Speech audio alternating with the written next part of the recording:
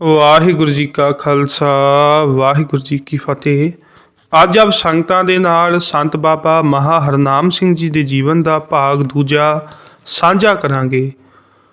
ਉਹਨਾਂ ਸਮਿਆਂ ਵਿੱਚ ਸੰਤਾਂ ਦੀਆਂ ਮੰਡਲੀਆਂ ਆਮ ਕਰਕੇ ਪਿੰਡਾਂ ਦੇ ਵਿੱਚ ਆਉਂਦੀਆਂ ਰਹਿੰਦੀਆਂ ਸਨ ਅਤੇ ਲੋਕਾਂ ਕੋਲ ਵੀ ਉਹਨਾਂ ਸਮਿਆਂ ਵਿੱਚ ਵਕਤ ਹੋਇਆ ਕਰਦਾ ਸੀ ਅਤੇ ਸ਼ਰਧਾ ਵੀ ਹੋਇਆ ਕਰਦੀ ਸੀ, ਜਿਸ ਕਰਕੇ ਥੋੜ੍ਹਾ ਵੀ ਪਤਾ ਲੱਗਦਾ ਸੀ ਕਿ ਕੋਈ ਮਹਾਤਮਾ ਪਿੰਡ ਵਿੱਚ ਆਏ ਹਨ ਤਾਂ ਲੋਕਾਂ ਦੀਆਂ ਲਾਈਨਾਂ ਹੀ ਲੱਗ ਜਾਂਦੀਆਂ ਸਨ।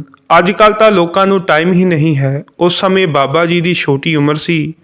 ਇੱਕ ਸੰਤ ਮੰਡਲੀ ਬਾਬਾ ਜੀ ਦੇ ਪਿੰਡ ਮਨਸੂਰਵਾਲ ਆਈ। ਨਗਰ ਵੱਲੋਂ ਜੀ ਆਇਆਂ ਆਖਿਆ ਗਿਆ। ਸੰਤ ਮੰਡਲੀ ਨੇ ਬ੍ਰਿਸ਼ਾਂ ਦੀ ਸੰਘਣੀ ਛਾਂ ਹੇਠਾਂ ਡੇਰਾ ਲਾ ਲਿਆ। ਨਗਰ ਵਿੱਚੋਂ ਦੁੱਧ ਅੰਨ ਪਾਣੀ ਲੋੜ ਅਨੁਸਾਰ ਪਹੁੰਚ ਗਿਆ ਅਤੇ ਸਭ ਨੇ ਛਕ ਲਿਆ। ਰੋਜ਼ ਦੇ ਨਿਤਨੇਮ ਅਨੁਸਾਰ 2 ਵੇਲੇ ਕਥਾ ਕੀਰਤਨ ਦਾ ਪ੍ਰੋਗਰਾਮ ਹੁੰਦਾ ਸੀ। ਉਸੇ ਤਰ੍ਹਾਂ ਇਸ ਪਿੰਡ ਮਨਸੂਰਵਾਲ ਵੀ ਹੋਇਆ। ਨਗਰ ਦੀ ਸੰਗਤ ਕਥਾ ਕੀਰਤਨ ਸੁਣਨ ਲਈ ਗਈ। ਬਾਬਾ ਜੀ ਦੇ ਮਾਤਾ ਪਿਤਾ ਵੀ ਗਏ। ਆਪਣੇ ਪਿਤਾ ਨਾਲ ਉਂਗਲ ਫੜ ਕੇ ਆਪ ਵੀ ਚਲੇ ਗਏ। ਸੰਗਤ ਦੇ ਪਹੁੰਚਣ ਤੋਂ ਬਾਅਦ ਕਥਾ ਕੀਰਤਨ ਆਰੰਭ ਹੋ ਗਿਆ। ਬਾਅਦ ਵਿੱਚ ਇਸ ਮੰਡਲੀ ਦੇ ਪ੍ਰਮੁੱਖ ਮਹਾਤਮਾ ਦੀ ਸੰਗਤ ਵਿੱਚ ਆ ਕੇ ਬੈਠ ਗਏ। ਸੰਗਤ ਨੇ ਸੰਤਾਂ ਨੂੰ ਅਦਬ ਦੇ ਨਾਲ ਨਮਸਕਾਰ ਕੀਤੀ ਅਤੇ ਸੰਤਾਂ ਨੇ ਸੰਗਤ ਨੂੰ ਨਮਸਕਾਰ ਕੀਤੀ ਅਤੇ ਬੈਠ ਗਏ। ਮਹਾਤਮਾ ਦੇ ਨਜ਼ਦੀਕ ਹੀ ਬਾਬਾ ਜੀ ਆਪਣੇ ਪਿਤਾ ਜੀ ਦੀ ਗੋਦ ਵਿੱਚ ਬੈਠੇ ਹੋਏ ਸਨ। ਕੀਰਤਨ ਦੇ ਭੋਗ ਤੋਂ ਬਾਅਦ ਮਹਾਤਮਾ ਜੀ ਨੇ ਕਥਾ ਆਰੰਭ ਕੀਤੀ। ਉਸ ਵੇਲੇ ਉਹਨਾਂ ਨੇ ਸਾਰੀ ਸੰਗਤ ਵੱਲ ਨਿਗਾਹ ਮਾਰੀ।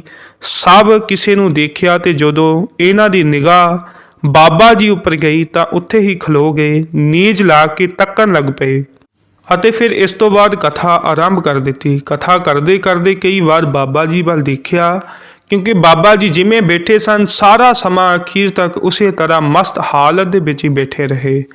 ਕਥਾ ਦੀ ਸਮਾਪਤੀ ਪਿੱਛੋਂ ਸੰਤਾਂ ਨੇ ਕੋਲ ਬੈਠੇ ਇੱਕ ਸੇਵਕ ਨੂੰ ਇਸ਼ਾਰਾ ਕਰਕੇ ਸੱਦ ਲਿਆ ਅਤੇ ਬਾਬਾ ਜੀ ਦੇ ਪਿਤਾ ਜੀ ਨੂੰ ਬੁਲਾਉਣ ਲਈ ਕਿਹਾ। ਜਿਸ ਵਕਤ ਬਾਬਾ ਬੂੜ ਸਿੰਘ ਜੀ ਸੰਤਾਂ ਪਾਸ ਗਏ ਤੇ ਨਮਸਕਾਰ ਕਰਕੇ ਬੈਠ ਗਏ। ਸੰਤ ਕਹਿਣ ਲੱਗੇ, ਇਹ ਬਾਲਕ ਭਾਈ ਤੇਰਾ ਹੈ? ਤਾਂ ਅੱਗੋਂ ਹਾਂ ਵਿੱਚ ਕਹਿਣ ਤੋਂ ਆਪ ਜੀ ਦਾ ਨਾਮ ਪੁੱਛਿਆ ਗਿਆ।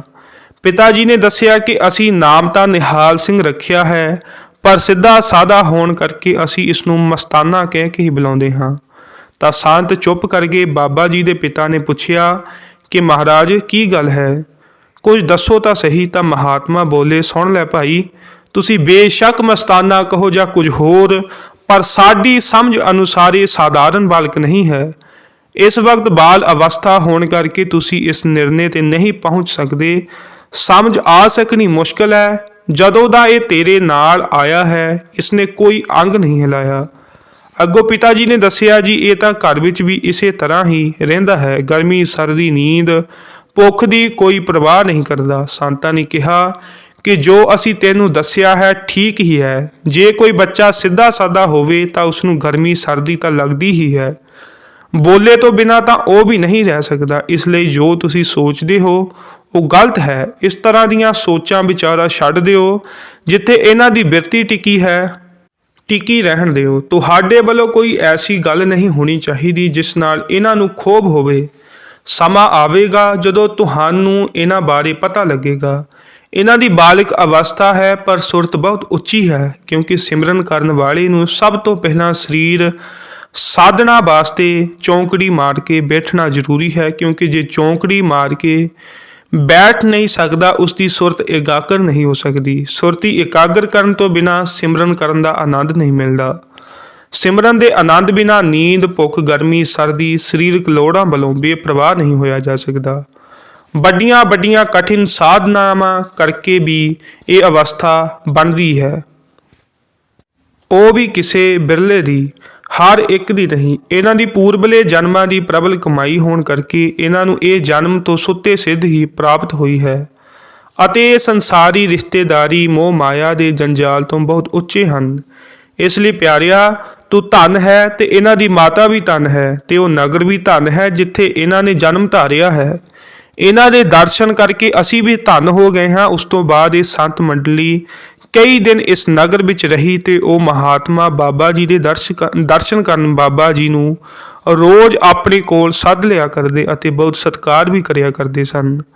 ਬਾਬਾ ਜੀ ਦੀ ਉਮਰ 10 ਸਾਲ ਦੇ ਲਗਭਗ ਹੋ ਗਈ ਸੀ ਤਾਂ ਪਿਤਾ ਜੀ ਨੇ ਵਿਚਾਰਿਆ ਕਿ ਇਸ ਨੂੰ ਹੁਣ ਕੰਮਕਾਰ ਤੇ ਲਾਈਏ। ਉਹਨਾਂ ਸਮਿਆਂ ਵਿੱਚ ਲੋਕ ਬੱਚਿਆਂ ਨੂੰ ਪੜਾਇਆ ਨਹੀਂ ਸਨ ਕਰਦੇ, ਬਲਕਿ ਕੰਮਕਾਰ ਤੇ ਹੀ ਲਾ ਦਿਆ ਕਰਦੇ ਸਨ। ਪਿੰਡਾਂ ਵਿੱਚ ਇਹ ਆਮ ਹੀ ਰਿਵਾਜ ਸੀ। ਇਸੇ ਤਰ੍ਹਾਂ ਹੀ ਇੱਕ ਦਿਨ ਪਿਤਾ ਜੀ ਨੇ ਕਿਹਾ ਕਿ ਮਸਤਾਨਿਆਂ, ਤੂੰ ਘਰ ਦੇ ਪਸ਼ੂ ਚਾਰ ਲਿਆਇਆ ਕਰ। ਅਗਲੇ ਦਿਨ ਸਵੇਰੇ ਪਿੰਡ ਦੇ ਮੁੰਡੇ ਸੱਦ ਕੇ ਉਹਨਾਂ ਨਾਲ ਮੱਝਾਂ ਚਾਰਨ ਲਈ ਤੋਰ ਦਿੱਤਾ ਤੇ ਰੋਟੀ ਨਾਲ ਬੰਨ ਦਿੱਤੀ। ਘਰ ਦੇ ਪਸ਼ੂ ਮੂਹਰੇ ਲਾ ਦਿੱਤੇ, ਆਪ ਪਸ਼ੂਆਂ ਦੇ ਮਗਰ ਹੋ ਤੁਰੇ।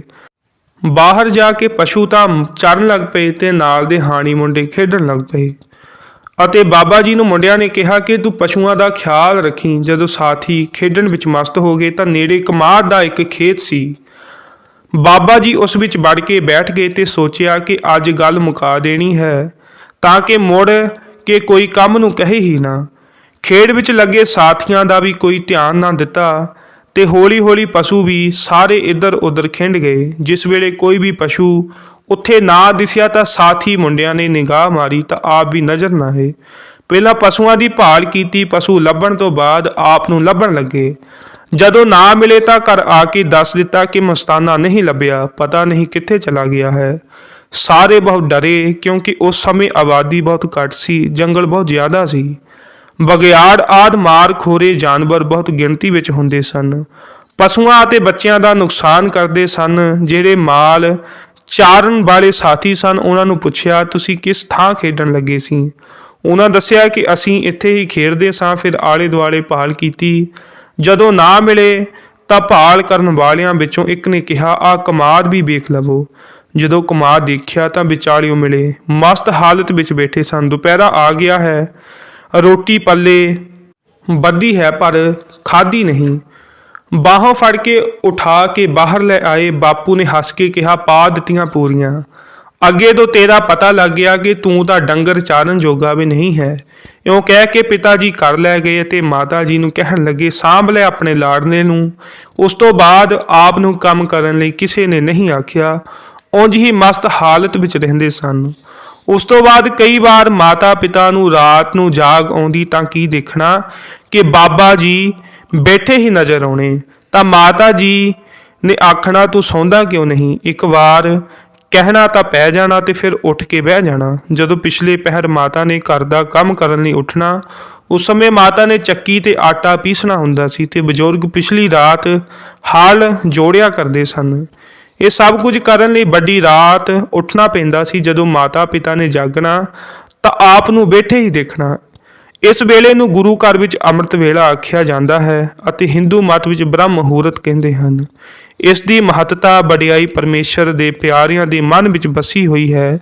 ਉਦਮੀ ਅਤੇ ਕਹਿਣੀ ਕਰਨੀ ਦੇ ਸੂਰੇ ਨਾਮ ਰਸੀਏ ਮਹਾਂਪੁਰਖ ਜਿਤਨੇ ਵੀ ਹੋਏ ਹਨ, ਇਹਨਾਂ ਨੇ ਰੋਜ਼ਾਨਾ ਜ਼ਿੰਦਗੀ ਦਾ ਇੱਕ ਅੰਗ ਬਣਾਇਆ ਹੈ। ਜਿਸ ਵੇਲੇ ਨੀਂਦ ਨੂੰ ਤਿਆਗ ਕੇ ਸਾਵਧਾਨ ਹੋ ਕੇ ਸਿਮਰਨ ਕਰਦੇ ਹਨ। ਸਤਿਗੁਰਾਂ ਨੇ, ਭਗਤਾਂ ਨੇ, ਗੁਰਸਿੱਖਾਂ ਨੇ ਅੰਮ੍ਰਿਤ ਵੇਲੇ ਸਭ ਨੂੰ ਪ੍ਰਪੱਕ ਕਰਵਾਇਆ ਹੈ। ਸੋ ਇਸ ਤਰ੍ਹਾਂ ਬਾਬਾ ਜੀ ਨੇ ਬਾਲ ਅਵਸਥਾ ਵਿੱਚ ਰਹਿ ਕੇ ਸਮਾਂ ਬਤੀਤ ਕੀਤਾ।